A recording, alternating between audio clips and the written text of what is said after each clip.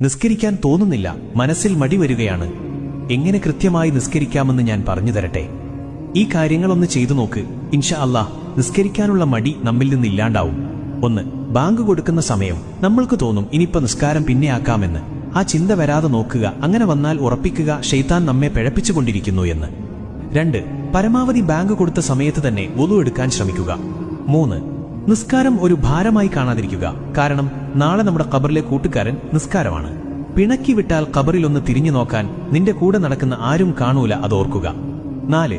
സ്വർഗത്തിന്റെ താക്കോൽ നിസ്കാരമാണ് എന്ന് റസൂലോര് തന്നെ പറഞ്ഞതാ. അതെപ്പോഴും ഓർമ്മയിലുണ്ടാവുക.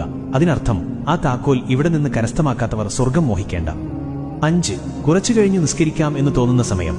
ഖബർ, മഹ്ശറ, വിചാരണ ദിവസം, സിറാത്ത്, നരകം, ഈ സ്ഥലത്തൊക്കെ നമ്മൾ ഒറ്റക്കാണ് എന്ന ബോധം എപ്പോഴും മനസ്സിലുണ്ടാവുക. 6. പിന്നൊന്ന് ഉറപ്പിക്കുക, നിസ്കാരം ഉപേക്ഷിച്ചാൽ ഈമാൻ കിട്ടി മരിക്കൂല, ഈമാൻ കിട്ടാതെ മരിച്ചാൽ നരകം ഉറപ്പിക്കാം, റബ്ബ് കാത്തുരക്ഷിക്കട്ടെ, ആമീൻ. 7. എപ്പോഴും ഓർമ്മയിലുണ്ടാവുക, ഈ വഖത്ത് ഒഴിവാക്കിയാൽ ഒരുപക്ഷെ അടുത്ത വഖത്ത് ഒഴിവാക്കാൻ നീ ഉണ്ടാവില്ല എന്ന്. നിസ്കാരം ഒഴിവാക്കുന്നവർക്ക് ആയുസ് കുറയും, ദാഹിച്ചു മരിക്കും, ഖബറിൽ തീ നിറക്കപ്പെടും, സ്വർഗത്തിന്റെ വാസന പോലും കിട്ടില്ല. 8. എപ്പോ നിസ്കാരം ഒഴിവാക്കണം തോന്നുമ്പോഴും ഓർത്തോ, നീ നിസ്കാരം ഒഴിവാക്കി സമ്പാദിക്കുന്നതൊന്നും നിനക്ക് ഉപകാരപ്പെടില്ല, നഷ്ടങ്ങളല്ലാതെ. 9.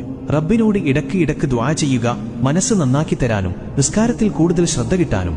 10. ആയത്തുൽ കുർസി ഓതുക.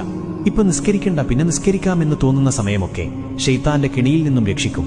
11. എപ്പോഴും ഓർക്കുക, നിസ്കാരം അത് ഏതൊരു കാര്യത്തിന്റെയും അടിത്തറയാണ്. ആ അടിത്തറയില്ലെങ്കിൽ ജീവിതം തകിടം മറിയും. 12. ദിവസവും ഒരു 10 വട്ടമെങ്കിലും സ്വലാത്തുൽ ഫാത്തിഹ പതിവാക്കുക. ഇത് മനസ്സിനെ നന്നാക്കും. ഇങ്ങനെയൊന്ന് ചെയ്തു നോക്ക്, ശരിയാവും ഇൻഷാ അല്ലാഹ്.